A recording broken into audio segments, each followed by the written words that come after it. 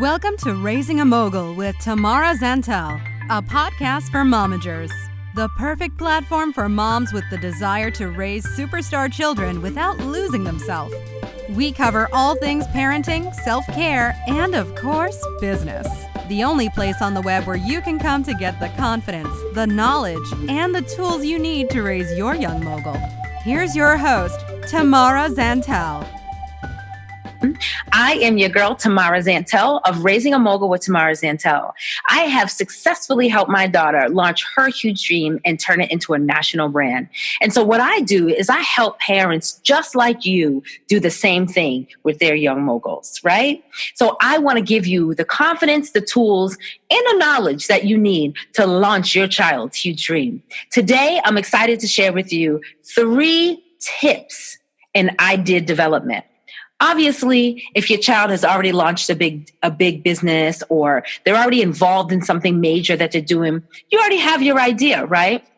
So this may not be for you, but it is for you if you want to launch something new, add on to an existing brand, or if you're starting right from scratch and you as a parent just notice that your child has a sense of creativity, has a special skill, or has a hobby that they've been doing consistently and you can see the passion they have for this thing and you want to help them grow it. Possibly, maybe not even to a national platform initially, but just grow it where they can make a couple dollars, right? Or get the recognition they deserve or be able to help more people. I love it. So I'm going to help you with that. So let's talk about this. 3 tips, right? So it starts with a talk. This isn't even a first tip. You need to have that talk.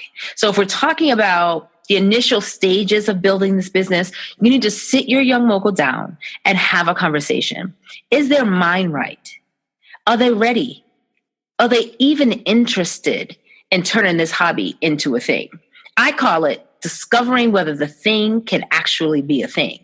Because not every hobby, not every creative gesture or creative expression, I should say, is meant to be a business, right?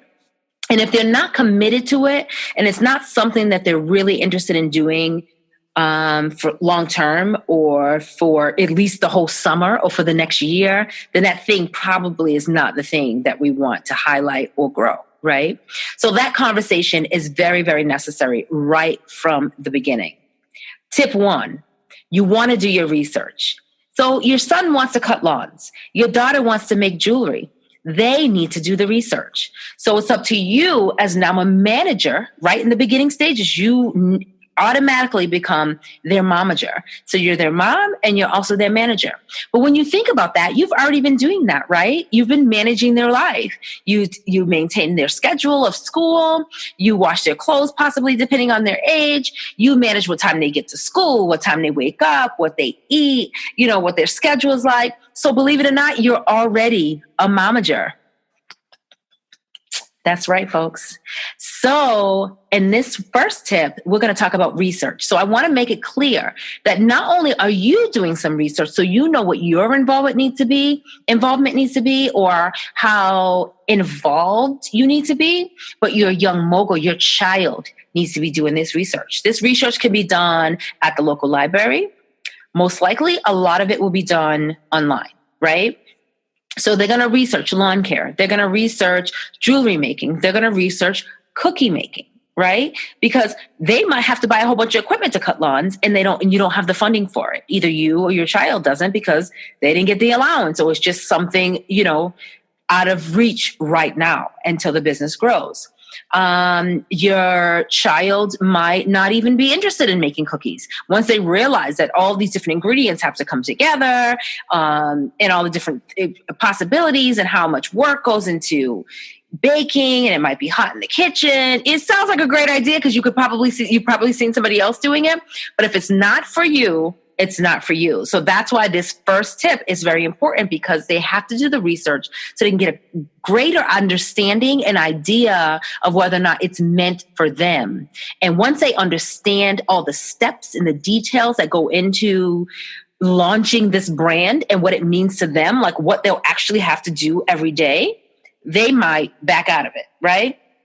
So side note, one other thing that I tell parents is that you want to have your child, sit down with your child, and if they don't already know, have them build like an amazing, huge list of, let's say, 20 to 30 things that they would love to do based on their passion, what they've seen in their environment, or things they might be thinking about, right? As you have this conversation, as they do some research, they're going to cut that list down to maybe 10 major things. It's still a lot, right? But believe it or not, your kid can handle it. They can handle having many things on their mind to consider and to think about for a short period of time.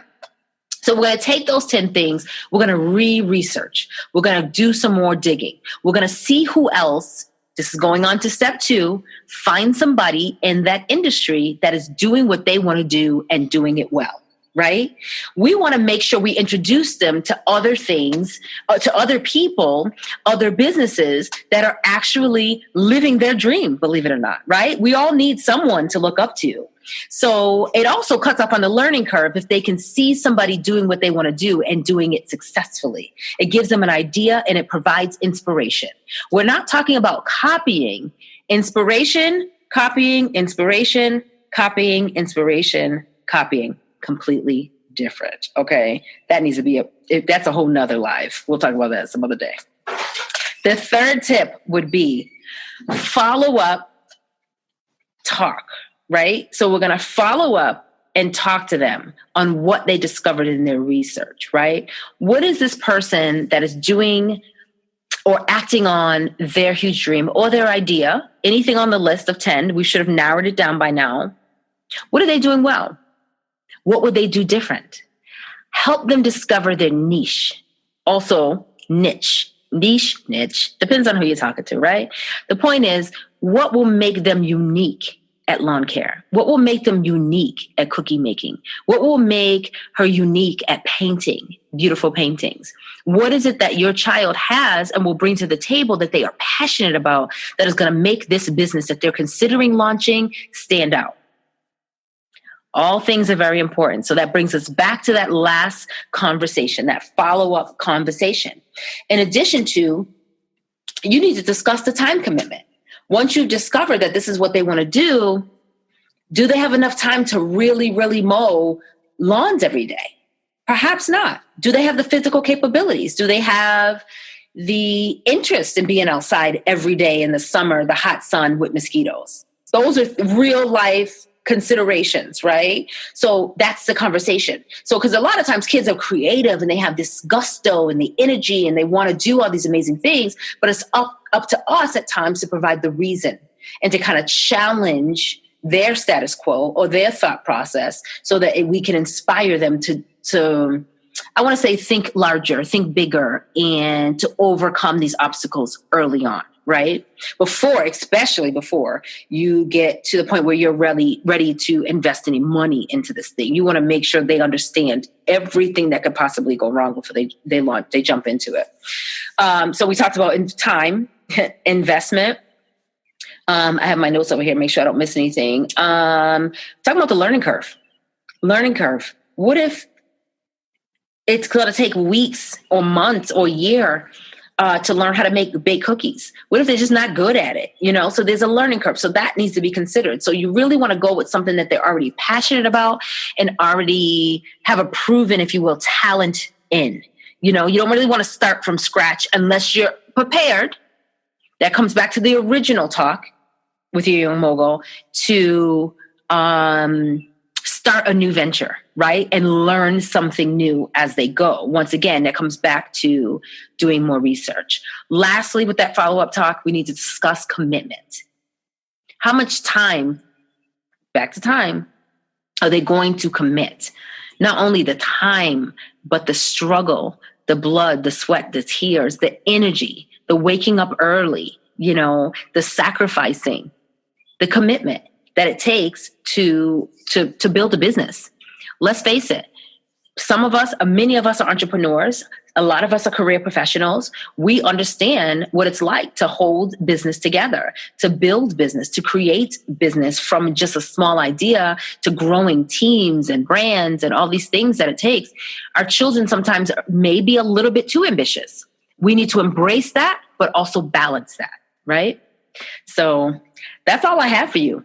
3 tips: the research, find someone doing the same thing in their industry or their fields, and then the follow-up talk. So actually that's 4, right? So we're going to do the talk. Can this thing be a thing? The research. Find someone during that research that's doing what they're doing, what they want to do, and doing it well.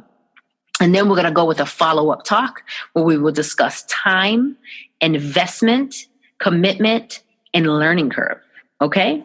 So if you have any questions, please drop them below. As always, I invite you to join me in my group, Raising a Mogul Community.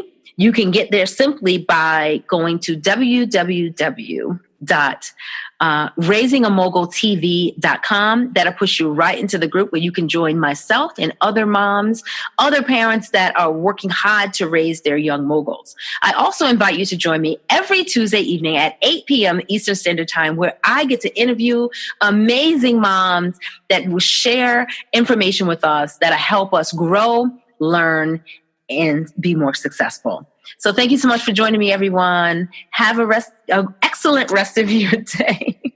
I'm going to get it right at some point. Talk to you soon. Thanks for listening to Raising a Mogul with Tamara Zantell.